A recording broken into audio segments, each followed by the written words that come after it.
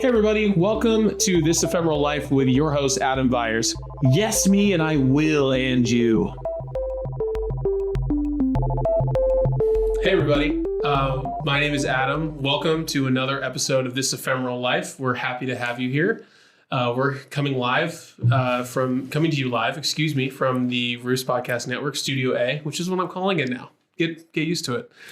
I am here with someone very, very funny, very, very sweet. I'm very excited to talk to her about improv.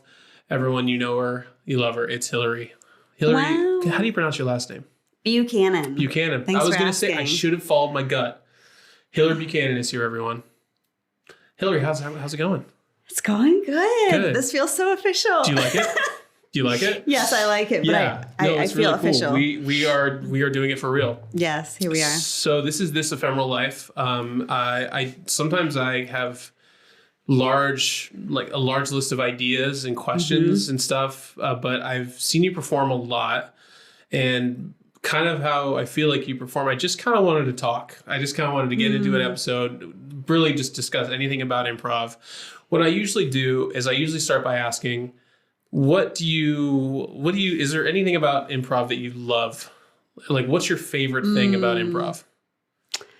Because we're going to go the other direction too. Yes. So. I was thinking about this on my drive over. Nice.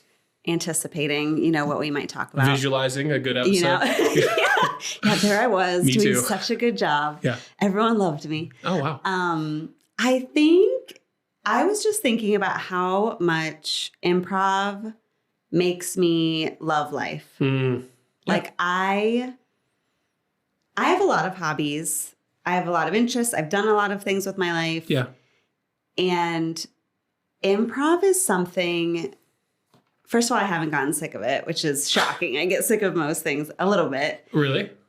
Maybe not sick of them, but I get bored and move on. Yeah. Or I'll get a new hobby. And I think improv just tickles that part of my brain that needs change, that needs stimulation. Because it's always different. The scene's always different. The feeling's always different. But I just feel good. I feel like I'm having fun. And that it's so basic, but it's that's what I love most. I just love that it's a really fun medium. How long have you been performing it? How long has it been your hobby? I don't actually know this. So I celebrate an improviversary. Oh, come on. I could do the same thing. So you go first, and then because it's not like I forget my first class or whatever. Is that what it is? Your first class? My first class was I'm pretty sure it was July 3 years ago. July 10th. I'm pretty darn sure. Yeah. So a little over 3 years. Cool. Yeah. Mine was January 7th, not January 6th, but January 7th of 2019. Okay. Yeah. Hell yeah. Yeah. That's great. And the theater space was not here. It was somewhere else. That's what I've heard. Yeah, it was crazy. Tales. There was a window you could jump through. No. Yeah. I'll tell you about it some other time. To be fair, I talked with LT about it exclusively because when I started, I used to see him do crazy stuff even back then. It was just so cool to just be like, oh, I get to play with him sometimes now. Did he ever use the window? He always used the window. Okay. Which is so funny because I have a distinct memory of one of LT's scenes, which is probably a silly, funny thing about improvisers. It's fine. Where he jumps out of a window. Okay, so you're talking about just to get real in the weeds, there was a backstory/storyteller show. That was the show. He was on Storyteller up until recently, now named Backstory. And there was only 6 of us that could make the show, and we did a scene where somebody was in a corporate office and everything was going crazy around that person. It was their first day, of course, because that's a classic improv cliche. Yeah. It's my first day. Yeah. And LT came on and literally stared somebody down and jumped out a window. It was a fake window. It was a stage window. You know what I mean? It wasn't real. You saw him 2 weeks ago. He did a window 2 weeks ago. At least I thought he was doing a window. He was actually a moose. Oh, yeah. You missed out, guys. Yes. You missed out if you didn't see that Chorka show. LT loves windows. He does. Anyway, enough about LT. Where's the camera? Okay, yours is right here. Oh, so you can look at Okay. Look at it as much as you'd like. I've been told, or Great. I'm assuming. Yeah. Cool. You love that it brings you joy. You're not sick of it. Your anniversary. Yes. Okay, let's flip the coin here. Is there anything right now I'm going to say this word first. I don't love this word. Is there anything you hate about improv? And hate's such a strong word to me. I don't hate many things in life. Same. I'm an optimistic person. I think you kind of have to be to like doing this to a degree. What about something maybe, if you don't hate it, maybe something that you dislike, something that you're struggling with right now, anything that comes to mind? We can kind of dive into that. If not, if you're perfect, then we'll just move on. I think I wish I was perfect. No, you don't. No, you're right. No, you don't. Well, I'm a recovering perfectionist. That's a complicated. Really? Yeah. Does that, okay. Segue. Does that, let's say you have a little bit, if you're a recovering perfectionist, that means that I'm sure every once in a while, that need for perfection still kind of creeps back up. I'm assuming. Yeah. Oh, Correct me if I'm wrong. Yeah. In that case, does that ever creep into your performance? Has that ever happened? Can I actually tell you something really interesting? Of course. So I wish you would. That's what we're here for. Gosh, I should really hit record. So part of the reason I think I'm a perfectionist, I grew up as a competitive gymnast. Okay. Which the goal of gymnastics is a perfect 10, right? A 10 out of 10. Literally. Multiple 10s, I think, right? Yeah. At least on the 4 Olympic events. Level. Yeah. Yeah. Oh, yeah. Yeah. Lots of 10s. Okay. And I'm also an Enneagram 3. Are you familiar with the Enneagram? No. Can you just describe it in like 25 seconds or less? Yes. It's a type of personality archetype test. It's a personality spectrum. There are 8 numbers. Okay. I am an Enneagram 3, which is called the Achiever. So I think I know what you're talking about now. Okay. But you'll have to send me a link after. Yeah. I love it. I learned a lot about myself. It's the one personality test that I feel like the most... connected to. Like, I'm like, oh yeah, I'm a 3. And it comes up often. Cool. But a 3 oftentimes doesn't really know how to do things unless they're trying to be like the best at it.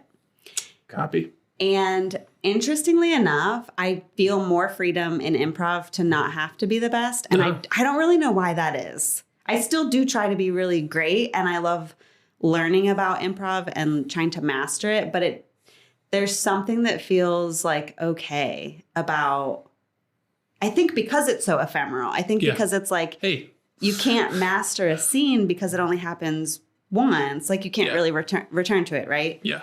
That's really a good point. Yeah. So even in individual scenes, I like to think of ephemeral when it comes to this podcast. Like I like to think of it as like you can have the best set you've ever had. Mm-hmm. You can have the worst set you've ever had. You still leave the building and it's never coming back. 100%. But that can be dialed in even more to like, you can have a scene where you were trying to do an accent or you were trying to drop like a very specific detail about something and it doesn't land. Like that is gone as soon as the scene gets swept one way or the other. Yeah. Yeah. There's something so, I don't know, just freeing and beautiful about that, especially as like an achiever archetype. Number 3. Not number 1. I'm not a number 1. Which is weird because you would think the perfectionist would be number 1. How dare they? I'll have to look into the flaws of this personality test that you brought up. Yeah, exactly. Go ahead. Okay, but I'm sorry. You asked me what I hate. Well, just like you said, you are a recovering perfectionist. So you were a gymnast growing up. Yeah. You wanted to be perfect, I assume is kind of why you brought that up. Yes. So I think, I don't know how I got there and I'm getting back here, but essentially, no, it's fine. How dare I? I think the thing I hate or the hardest part I think about improv still is the self-criticism, the self-critique. Here we go. I knew we'd connect on something. I mean, or everything. Yes. Go ahead. So it is like, I mean, maybe not every improviser does this, but you immediately replay as much as you can. If you can, sometimes you black out, right? But remembering and recalling and thinking about, okay, even though I can't return to that scene, I still entertain, well, I should have done this. Or, it really sucks if I feel like I did something that was potentially hurtful or offensive. Sure. I was in a scene in the Troika finals against you. Yeah. You were. And I adopted. I thought you guys were going to win, dude. Thank you. I did. I thought all 3 teams were amazing. I know. It was a fantastic show. But I adopted a voice from a character that I later was like, oh, was that okay? Was that like offensive? So I think because I'm an empathetic person, I'm extra hard on myself if I feel like something was potentially hurtful, which you run that risk because you're doing something in the moment. Right. That's a really, really nice way to put it. I got distracted. Okay. The self-criticism thing. Yeah. Sorry, here's my ADHD brain going. I was Please, trying to listen. go I should have written it down. So the self-criticism part, obviously that's been huge for me. I've had times where even I've been self-criticizing on the sidelines after a scene and like missing out what was happening completely. Yeah. What I wanted to say was, what you made me realize was, how come when we black out from improv, it's only the things that were amazing we can't remember? Because that happens to me all the time. I'll get off stage and go like, that was great. Well, unless I have a recording of it, it's like. It must be some sort of like trance or flow state. Yeah. I think some people use that phrase, like you're just so present that maybe, I don't know, there has to be some sort of neurological part of that too. Right. Like, why isn't your brain recalling? I want to put myself like on stage and like in this moment, like if I'm on stage and I get a laugh or something, or like something is going really, really well, I find myself like using peripheral vision, which I try. I try to use that all the time to make sure I'm on the same page with everyone in the scene and making sure that I'm not pulling or making, but like, right. I just put myself like, if I get like, there's so many, maybe it's because there's so many individual people giving you that endorphin release, giving you like that laughter.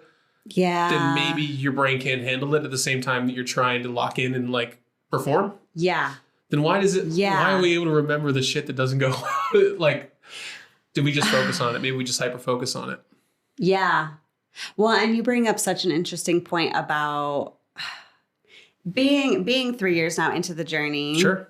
I feel like I'm so much more aware of new things because I am becoming more comfortable in other areas. So you talked about like the laughter. I don't feel like I heard or cared about laughter for the first like couple years, honestly. Sure.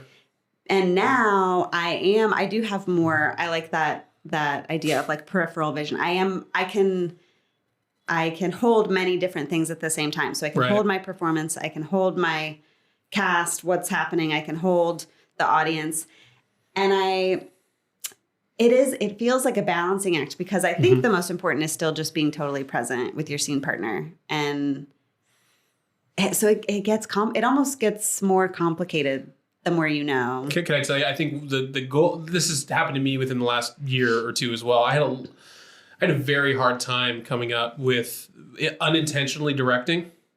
And what I mean when I say that, just for anyone that's kind of like, what does that mean? What the heck are you talking about? I would like, let's just say a line and I'll give you an idea of what I'm talking about. Just like be like, how was your birthday? I turned 83 today. Oh, you turned 83? Well, that's great, because, you know, you are a certain age, and I just want to, I want to let you know that this is where I'm trying to go within the scene. And before you say anything else, this is my intention. Yeah. Like, I would do that without even realizing it.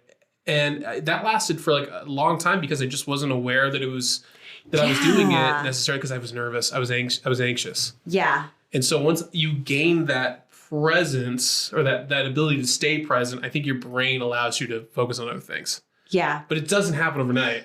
Yes. If it does, then you're a very, very good natural improviser. And I lucky you, you son of a, it just didn't happen for me.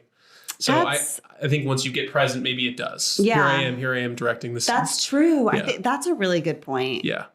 But even that's a fascinating idea, because you know what, I love this, and I don't know if it's a good thing or a bad thing. Go ahead. But I love when I have a show or I walk off stage and a castmate or a scene partner says, "Oh my gosh, you gave me so many gifts," and I don't even realize what I gave them.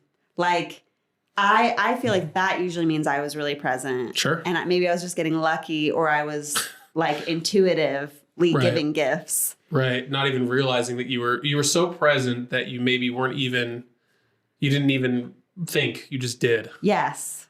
Or like it was unconscious, like flow, because you built off of what they said. And to them, you're giving them everything. You're following their intention. Mm-hmm. You're giving your scene partner everything. And I don't think people realize that. Like, as soon as I realized that, shout out Will Hines, that's one of the first things he says in his book, is just pause after your reveal. Pause after you say something profound. Just let it sit. Let your scene partner hear it. Yeah. Pass them that little basketball, because that basketball may be like everything they need to make the scene go. Yeah. And I mean, yes. That's the number one thing that like unlocked. It was like a boop, unlocked a little key in my brain. Yeah. Pass that basketball. Pass it. No, like just a little toss and just like don't ask for it back. Yes. They'll toss it back to you. Right. In a way you won't. You could have never come up with yourself. If they don't toss back to you, then maybe don't do improv with that person. If they're maybe just like, the scene is over. I'm just going to keep dribbling, bro. Yeah. Yeah. Yeah. Yeah. No, that's not good. That's not fun. That's not good. There are people, I'm sure there are situations where people do that. And I hope that it's few and far between. Yeah. You know? Yeah. I hear that. I hear that. Yeah. So we solved improv. Well, folks. There's only 20 minutes left in the recording. Okay, that's really great. I'm happy. So many tangents. I'm happy that we can connect on that though, because I've seen you perform a lot of times. Just harking back again to that Troy cassette that you just did recently. Mm-hmm. You did something very interesting that I kind of wanted to touch on. You dropped a lot of specifics. A lot of like, I think even like brand names, or like you guys were talking about something within a scene and no, this is from Macy's. Just, I don't think that's what it was, but just as an example. Yeah. Do you find that as a tool in your tool belt that you can go to often? Because I think specific stuff is funny too. It is funny. Yeah. Even if not everyone gets it, especially if someone does. Exactly. Like, I had a scene with Jean. We had to do a set, and we were. I know her. You know her? I know them. No, you don't. Yeah. No way. They're great. They're great. Yeah. They're so fun. Yeah. And we had a scene where we were playing video games, and I specifically, my partner plays Halo. And I've watched, so I know some about like the Halo universe. So I was like, man, go ahead. Well, I was like, I'm going to try to pull some things in, like for whomever might know. Right. I think I've certainly heard from more than one teacher, specificity is funny. So I think that's sort of a trusted piece of advice. Yeah. But I think it's very human. Like, you don't go out with a friend and you're like, oh, how's your job at the high school? And are you teaching math? Like, I don't know. You're talking. Yeah. You talk about specifics all day long with people. I think so. There's probably a part of it that just feels also more real. Connection with the audience is maybe this is just a Paramount thing. I don't know. I think you're totally right. I just noticed that, and I was something I picked up on. Maybe I even said that to you. You were so specific. You did tell me that. In like your details, and like sometimes. Like, people will be on stage and they'll rely on everything else to be. Yeah. But like, you gotta really own that specificity. Yeah. I think specificity is fun. I think naming is so fun. Naming is the best. It's the best, especially if it's silly or if you like flub it. It's like, okay, that's my name now. And it's stupid. Yep. Seymour. Butts. Yeah. I've gone to that multiple times in my career. It hasn't worked yet. But funny. Well, this is also a cute, funny story. Yeah. This is an improv podcast, so I feel very comfortable talking about my improv teams and the specifics. I mean, as long as you don't care as long as they don't care what you say about them. Hopefully they don't care. Go ahead. Shout out to my peeps. But my Askew Good Men team. Askew Good Men. Mm-hmm. So we're a team of female and non-binary folks who skew male characters in all of our scenes. You guys do almost exclusively that. We try. Yeah, that's great. It's very rare another non-male character enters in. But I say this because we had a Christmas dinner last year, and Kristen Blazek is one of my favorite namers. She was on the second episode of this podcast. No way! At least the second one we recorded, whenever it comes out. Yeah, great. She's amazing. I love Kristen. I really look up to her as an improviser. Same. But she is such a good namer, and she loves to also name people like these like old-fashioned male names, like specifically in Askew Good Men. And someone gifted her a necklace that just said Reginald, because it was like, that's just one of the names that you're going to hear from Kristen. That's in the toolbox for sure. Right, and it's like, that stuff's so fun. She's maybe the oldest soul I know. Oh, ancient. It was so, I'm talking about a different episode, but it was so great. Ask her about when she started doing improv. Okay. And you'll hear. Yeah. Well, I'll listen to your episode. That would be nice. Okay. I have another interesting improvised question. Most of the things that I'm bringing up on this show, I'm finding are things that in my journey, I've had trouble with. And a big one that gets touched on, I think, by a lot of different performers as they go through this is like, have you ever, maybe when you were like first performing or maybe going through the core classes, did you ever have trouble getting out of your own head? Oh my gosh. Like, yeah. Just like at all? Like mostly hours before my show even. Talk to me about that. I definitely am an anxious person. Okay. Again, I think the achiever, I want to do a great job. I have a high standard for myself. And for a long time, I struggled to just like prepare for a show. Like I was just so nerve-wracked. Thinking it would go poorly? Yeah. Yeah. And it probably is like a core feeling of like, I want people to like me. Sure. You know? I know what you mean. And so it's like, well, what if I do something stupid or if I suck, no one's going to like me. And I mean, because theaters are just like any other community. Like you want to belong, you want to be a part, you want to be respected. And so I struggled to get out of my own head. I had like rituals though that kind of helped me. That's what I want to hear about. What helped you like get through that? You don't have to tell me if you don't want to. If it's private, it's private. No, like, I'm happy to share now. Yeah. I feel like I kept it like close to the chest for a little while because it was like, oh, this is my ritual. This I have is a my couple secret. too that that helped me too. So I'm right there with you. Yeah, but I would listen to a song. Go ahead. Like classic. But my dad and I used to share a Christmas ritual. We would watch Scrooge, the 70s version with Albert Finney. Okay. Have you seen it? Yeah, not the version with Bill Murray. No. This is an the older version. One, yeah. Or the older version. I got you. Yeah. It's incredible. He's an incredible actor. Like it's a beautiful feat of just acting in general. But there is a song, I Like Life. Sure. And I would listen to this song sometimes multiple times on the way to the theater because, well, my dad was a huge hero of mine. Sure. And just so carefree and knew how to have a good time and knew how to enjoy life. And it would just bring me back to, again, that fun and that like, I'm here to have fun. I'm here to enjoy myself, enjoy my life. And so I think even just hearing I like life, life likes me, like it helped center me. And like sometimes that is all I needed. Yeah. Just that little reminder.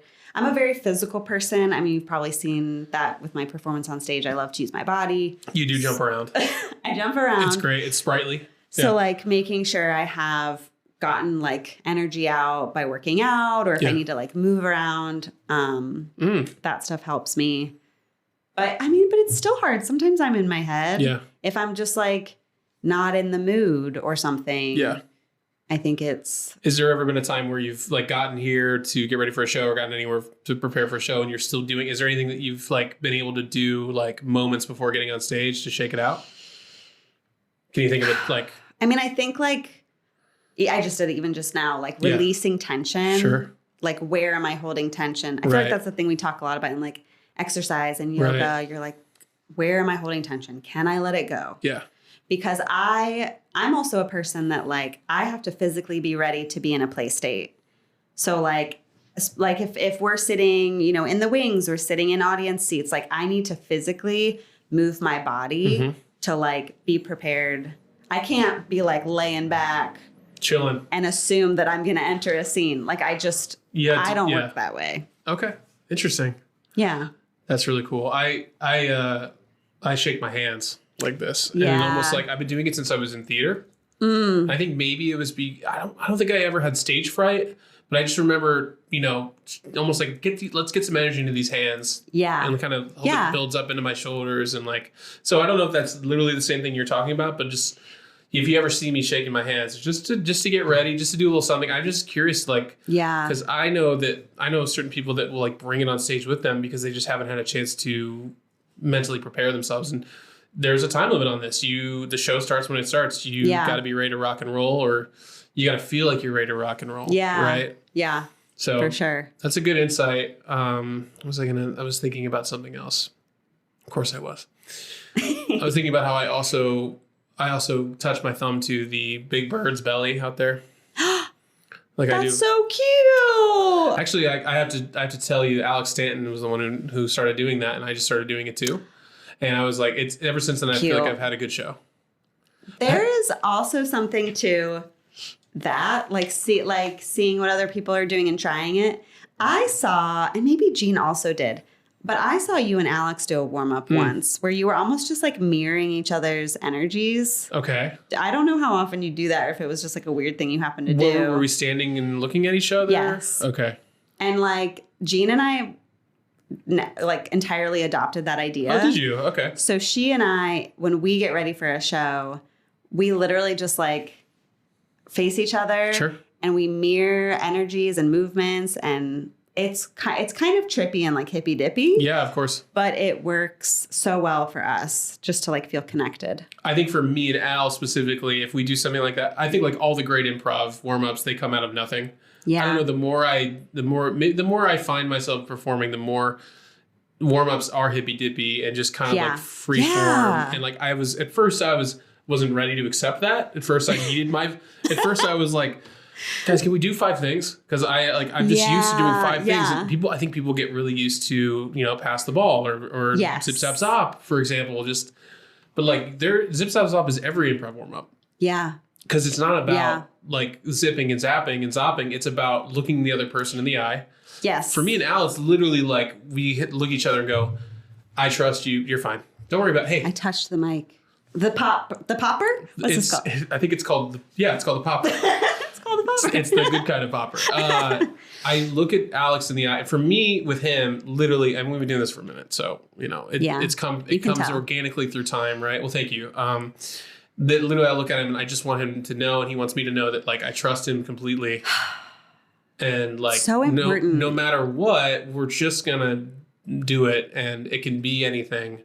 Because there's been so many times where, I mean, I always thought, I still do, I think Alex is one of the funniest people around. And for a long time when I was struggling and I was feeling like I'm not going to be good at this, I can't get out of my own head, I don't know how to fix this.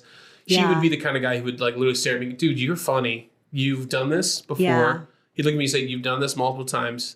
People find you funny. You're going to do it again. Like that sort of stuff. And so I think just any improv warm-up, just look the other person in the eye, look your teammates in the eye. Like we talk a lot about. Yes.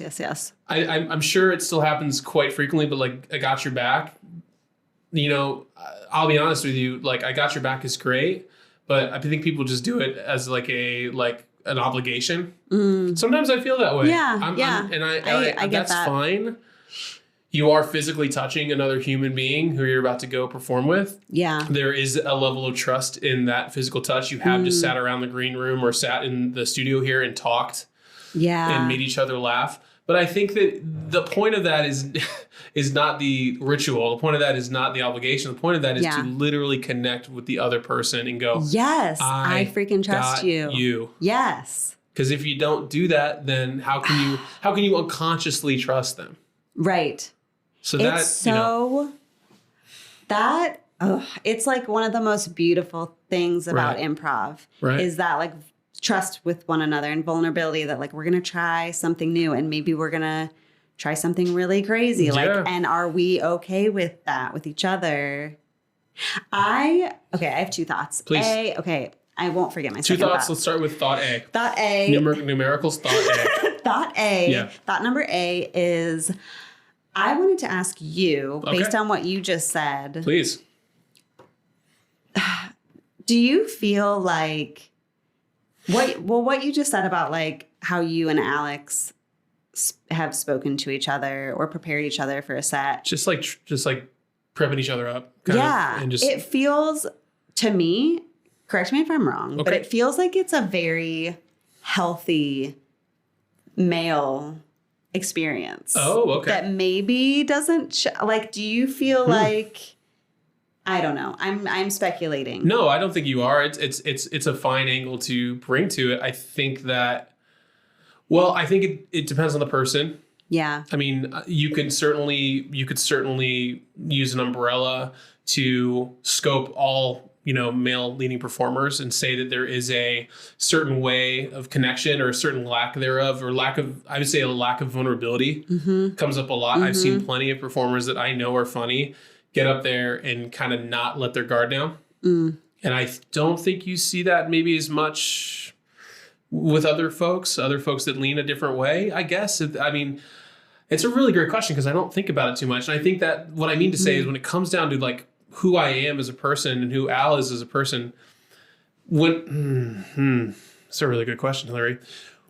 For me, I don't really consider myself like any better than any sort of person who leans to any gender, any designation. Like I certainly don't operate that way. So right. I guess for me, it never is part of the equation. Yeah. So what's really like eye-opening is for me now I will probably latch on to that idea and like look around and make sure that it is not happening that way, because I certainly don't think that it has any play. I don't think it has any place whatsoever in what we do. Like, yeah. Does that make sense? I think so. It's just, I'm just speculating. Ask me again about the relationship between L. Like, what do you mean? Like the way you said it, because I know you and Alex. Sure. You're both like pretty burly, masculine. Oh, you're talking about my beard. Yeah, I'm talking about your beard. Cool with my hats. Yeah. And I just wanted to, I guess, note that it's not like the way you talked about. I was like, man, that's a really beautiful experience that maybe doesn't come up naturally or as easily in other interactions or even art forms. Like, I don't know, it just, because improv can be an extremely vulnerable place. It should be. I agree. Yeah. I think that's where the beautiful human truths come out, but I understand what you're asking, and I love where it's coming from, because really what it's doing is it's opening up this whole, we have 4 minutes, it's opening up this other, or we don't, we'll see what happens. It's opening up this whole way of me thinking about myself and how even I present myself to people. For a long time, this is getting way personal, but I trust you, and I'm going to talk about it for a minute. Like, for almost my entire life, I've had body dysmorphia issues. I've had issues with how I see myself and how I don't find myself attractive, or if I don't like the way I look, or I don't feel like I have enough style, but I don't have enough energy, or maybe finite focus to hone that skill. It's come over time. Like, I think like a lot of things, like improv is a good example of something that I didn't have at the beginning, and it only comes with getting to know yourself and figure out how you operate. I don't even think too hard about this, but I'm sure I present more like aggressive and male than I actually am. And the truth is that I have this beard because I have a double chin underneath it. And so when I could finally grow one, it was like, oh, good, I can cover up that part. And now I've gotten enough compliments on it, and I've gotten over the fact that it has like individual patches in it from acne from when I was in high school that will never grow in. I'm not going to use Hims. I hope they don't want to sponsor the podcast. I'm not going to do that. Like, I'm just probably never going to do that, because enough people have said, no, it looks good. And they've given me that reassurance so that it is my identity. But I guess.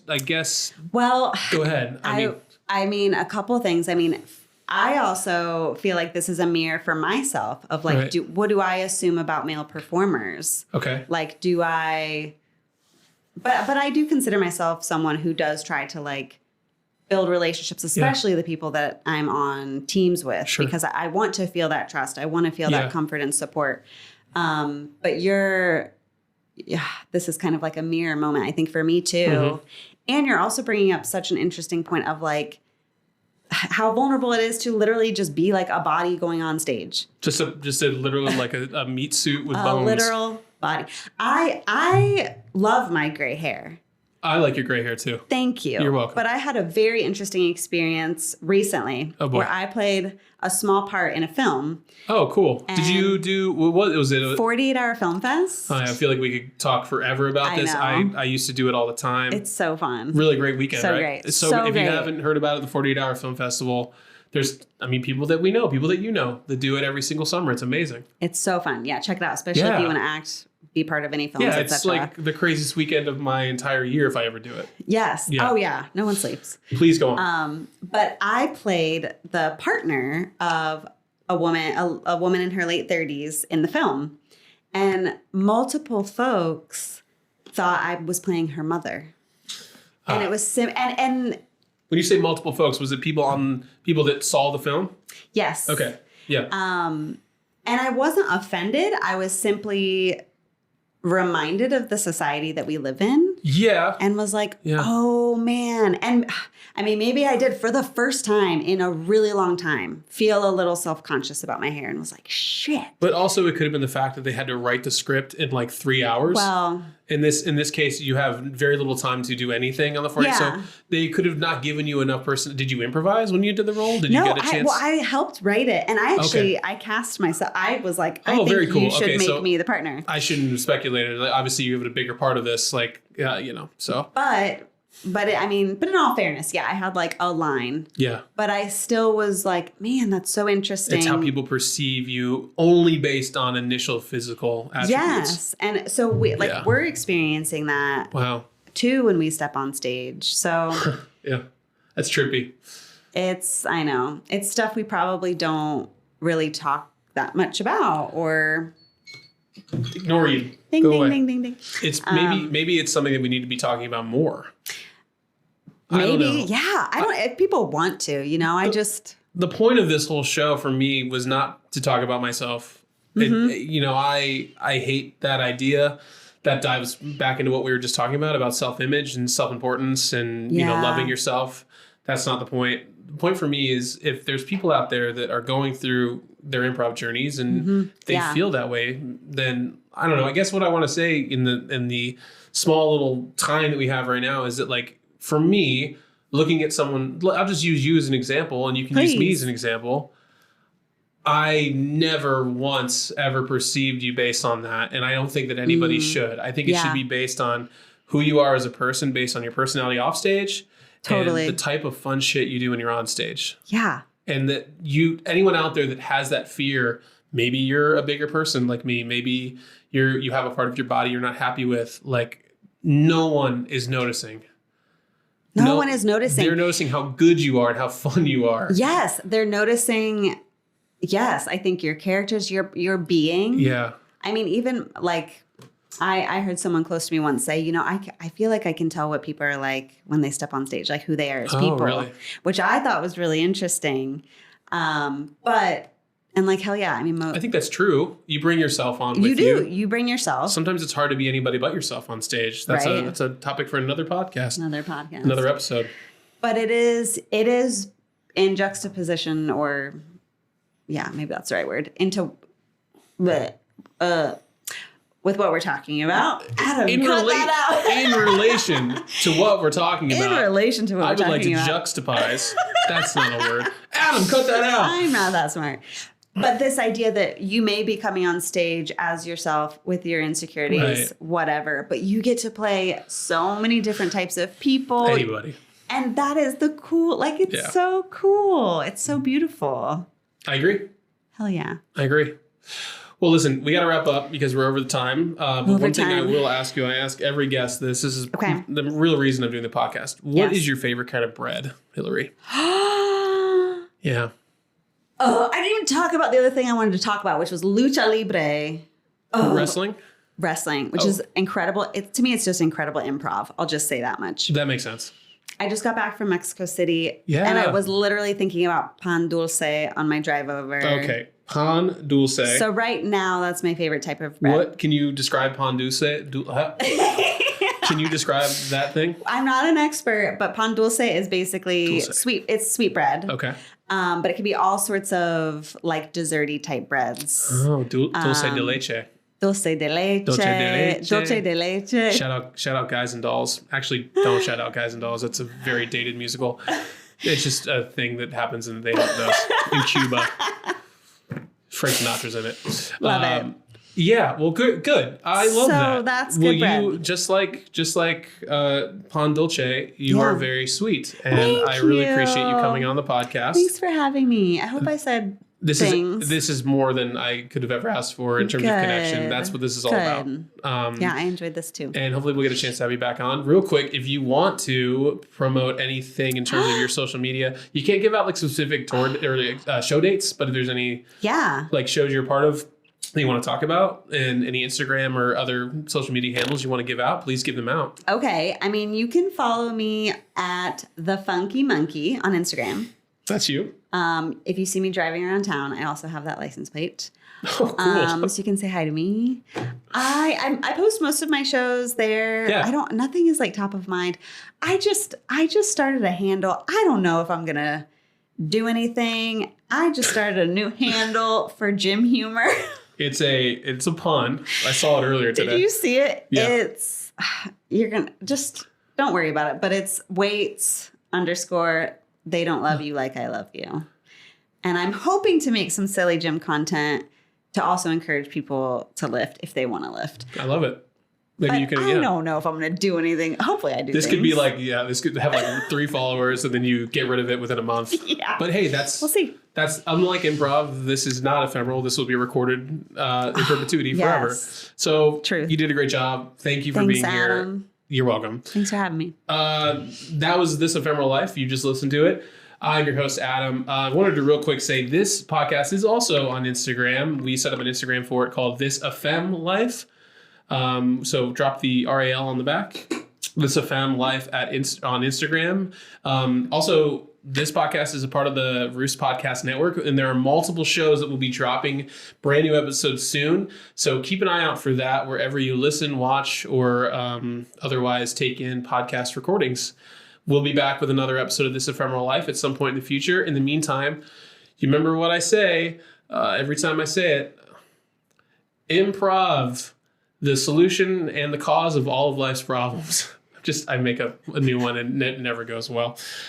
Thanks for being here, everyone. Be kind to each other. Bye. Bye. You're listening to a podcast on the Roost Nest Podcasting Network, executive produced by the Nest Theater and Comedy Arts Center. Co-founded and funded by Rance Rizzuto and Tara DiFrancisco. For more information on the Nest Theater, go to nesttheater.com. Roost. Nest Podcasting Network.